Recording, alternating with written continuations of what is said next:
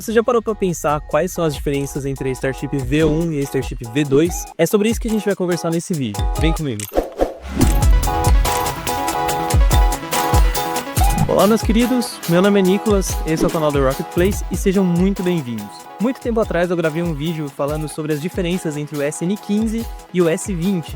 Mas dá pra você perceber que foi muito tempo atrás mesmo, porque atualmente a gente já passou do S33. Então muito tempo passou desde que isso aconteceu, e eu resolvi fazer um vídeo parecido com aquele, só que explicando as diferenças entre a Starship Block 1 e a Block 2, ou versão 1 e versão 2, e é sobre isso que a gente vai conversar. Nesse vídeo eu quero analisar algumas diferenças entre a versão antiga e a nova da Starship, analisando a capacidade útil, potência, eficiência, design e até mesmo os objetivos de cada uma delas, passando também por algumas coisas de aviônica e também de controladores do sistema. Eu filtrei bastante as informações que eu peguei para não ficar muito maçante esse vídeo, mas se você tiver curiosidade de aprofundar um pouco mais sobre tudo que eu falei, eu tô deixando os links de todas as minhas fontes que eu usei para gravar esse vídeo, e tem muita coisa lá que eu não coloquei aqui, mas que também é muito legal saber. Então vai lá na descrição e dá uma olhada depois, que tá tudo separadinho lá, beleza? Bom, primeiro eu quero falar sobre as mudanças mais aparentes que tiveram na Starship. A versão 1 tinha 50 metros de altura e a versão 2 tem aproximadamente 52 metros de altura. E isso aconteceu porque na V2 eles colocaram uma seção de anel a mais na Starship. Então antes tinham 36 seções de anel e agora tem 37. Mas para que colocar só um anel a mais? Juntando a adição de um anel a mais com a otimização do espaço interno, eles conseguiram mais 300 toneladas de combustível para a Starship V2, o que significa um aumento de 25% na capacidade de combustível da Starship. Isso significa que ela vai poder levar cargas para distâncias maiores e cargas mais pesadas também. Mas isso a gente vai conversar daqui a pouco. Além de ser um pouco maior, a V2 também teve mudanças tanto no tamanho dos flaps quanto na posição deles. A SpaceX nunca bateu o martelo sobre esse tipo de especificação. Essas dimensões que eu vou falar para vocês agora, eu me baseei no NASA Spaceflight, então qualquer coisa vocês dão uma olhada lá, ou se vocês acharem melhores, também pode colocar aqui nos comentários. Enquanto na V1, os flaps dianteiros tinham uma área de aproximadamente 18 metros quadrados cada uma, na V2, os flaps dianteiros ficaram um pouco menores e os flaps traseiros aparentemente ficaram um pouco maiores. Agora, os dianteiros devem ter por volta de 15 ou 16 metros quadrados cada, enquanto os traseiros devem ter ganhado uns 2 metros quadrados de área. Para ser bem honesto, quando eu estava procurando os dados para gravar esse vídeo, eu procurei bastante e não achei dados melhores para passar para vocês, então, de novo, se você achou algum dado melhor ou tem alguma fonte melhor, manda aqui nos comentários que eu vou ficar muito feliz com a ajuda de vocês. Além disso, na V2, os flaps dianteiros foram reposicionados de forma que eles ficassem um pouco mais próximos um do outro, em vez de ficarem diametralmente opostos como era na V1.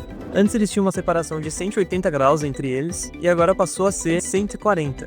E essa mudança aconteceu porque um dos maiores problemas que a Starship teve na reentrada foi justamente a queima dos flaps dianteiros, e isso acontecia porque aquela área ficava muito mais próxima da barriga, então eles resolveram trazer ela um pouco mais para trás para diminuir esse desgaste nos flaps e também ter um controle maior da nave na reentrada. Até porque se você assistiu os últimos lançamentos antes da V2, dava para ver nitidamente que os flaps ficavam derretidos no fim da missão.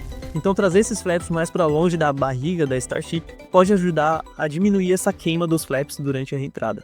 É interessante notar que a adição de só um anel e a diminuição dos flaps já dá a impressão que a Starship cresceu bastante, mas quando a gente analisa isso com calma, não é bem o que acontece. Beleza, agora que a gente já conversou sobre o que era mais óbvio nessas mudanças, vamos conversar sobre o que realmente importa. Primeiro, eu vou falar para vocês quais que foram as principais mudanças de objetivo que tiveram na missão, tanto da V1 quanto da V2, porque sabendo as mudanças de objetivo, a gente vai entender por que cada mudança foi feita, e depois a gente vai conversar um pouco sobre a mudança de estrutura, de software, dos motores e, consequentemente, do empuxo. Primeiro, pensando nos objetivos, é importante lembrar que a Starship está em fase de desenvolvimento. Por isso, é de se esperar que várias versões diferentes tenham vários objetivos diferentes, porque eles querem testar ao máximo tudo que tem para dar errado, tudo que tem para dar certo, para implantar nas versões seguintes. Isso é o método iterativo que a SpaceX emprega na produção dos Starships. O principal objetivo da V1 era consolidar o que já tinha sido desenvolvido até o SN15, testar a nave em todas as condições mais extremas, como a máxima pressão aerodinâmica, a separação de estágios e também a reentrada, fora que ela visava testar algumas novidades de software, como os controladores de voo, tanto dos flaps quanto dos motores, pensando em condições mais extremas, simulando, por exemplo, um pouso em Marte, na Lua, e apesar de ter feito os pousos no oceano, a Starship conseguiu fazer um splashdown seguro, mesmo basicamente com metade dos seus flaps sobrando. Já a V2 não é mais muito vista como um protótipo, como foi os SNs ou a versão 1, mas sim como uma validação para se tornar operacional. Ou seja, a ideia é que agora a Starship seja avaliada para começar missões operacionais contratadas por outras empresas, por exemplo, ou para fazer missões pela própria SpaceX, o que significa que eles não vão mais colocar bananas em órbita, mas sim colocar réplicas de satélites, por exemplo. Mas o que importa agora é que o foco da V2 é desenvolver uma nave mais eficiente, com maior desempenho e mais segura, de forma que em poucos anos a SpaceX já começa a prestar serviços, por exemplo, para Artemis ou até para ela mesma, mandando as primeiras Starships para Marte. Agora que a gente já esclareceu os objetivos de cada uma, vamos conversar sobre o que realmente mudou entre essas duas versões da Starship. Como eu disse antes, a empresa trabalhou para aumentar 25% a capacidade de combustível da nave, mesmo sendo que eles só aumentaram em 2 metros a altura dela. E eles só conseguiram fazer isso porque eles alteraram e simplificaram bastante a estrutura de sustentação interna da nave, redesenharam as linhas de combustível internas, fora que eles também mudaram o formato dos domos internos de combustível, que antes tinha um formato mais cônico e agora tem um formato mais de uma elipsoide. Fora que eles também sacrificaram um pouco o espaço de carga, mas isso não foi uma mudança tão grande, dado que eles também liberaram bastante espaço lá em cima no cone de nariz da nave, então no fim compensou um pouco mais. Mas ainda assim, a capacidade volumétrica de carga diminuiu um pouco dentro da Starship. Toda essa mudança estrutural aconteceu porque a ideia da V2, como a gente viu no primeiro voo, foi demonstrar a capacidade da Starship de colocar cargas em órbita e provar para o mundo que ela está mais perto do que nunca de entrar para o mercado espacial com tudo. Mas tudo tem seu custo. Se você é nerd como eu e conhece o paradoxo da tirania dos foguetes, sabe que quanto mais massa a gente coloca num foguete para levar para o espaço, mais combustível ele precisa. E o combustível também tem peso. Então, maior tem que ser a potência do motor, o que implica um gasto maior de combustível e por aí vai. Então, como que a SpaceX conseguiu aumentar tanto a capacidade de carga quanto a capacidade de combustível? A resposta está nos motores. Os motores Raptor são muito eficientes. No momento, a Starship usa os Raptors 2, que já são muito bons, mas a SpaceX também está desenvolvendo a versão 3, que é uma versão absurdamente simplificada, você nem imagina que aquilo funciona de tão pouca coisa que tem nele, e mesmo assim um motor com muito mais eficiência e muito mais potência do que o Raptor 2. Mas nesse vídeo vamos focar no Raptor 2, que foi usado na Starship V2. Por mais que no seu primeiro voo, a Ship 33 tenha voado com booster 14, que é um booster da versão 1, a ideia é que os motores da V2 sejam bem mais potentes que o da V1. A prova disso é que o empuxo gerado pela Starship V2 é de 1.600 toneladas-força, enquanto a da V1 tinha 1.250 toneladas-força. Enquanto isso, o Super Heavy da V2 teve um aumento de 7.500 para 8.240 toneladas-força. E agora sim, a ideia de colocar 100 toneladas no espaço faz muito mais sentido.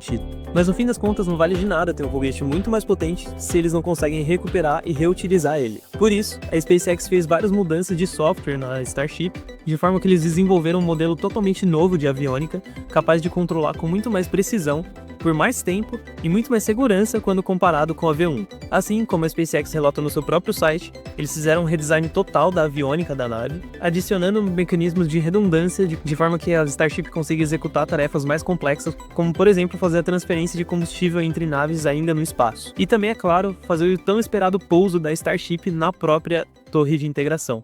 Se tiver alguma coisa que eu esqueci de falar, coloca aqui nos comentários que eu vou ficar muito feliz de conversar com vocês lá. E aproveita que você vai descer para comentar e já dá um like no vídeo, porque isso me ajuda bastante. Pesquisar as coisas para esse vídeo deu bastante trabalho, fora o trabalho de sempre para gravar e editar também. Então, para o canal voltar com tudo esse ano, eu preciso muito do apoio de vocês. Se inscreve aqui no canal, ativa o sininho e compartilha esse vídeo com algum amigo seu que gosta também de foguete, que eu tenho certeza que ele vai gostar. E assim a gente vai voltar com tudo. Muito obrigado pela ajuda. Por hoje é só e até mais.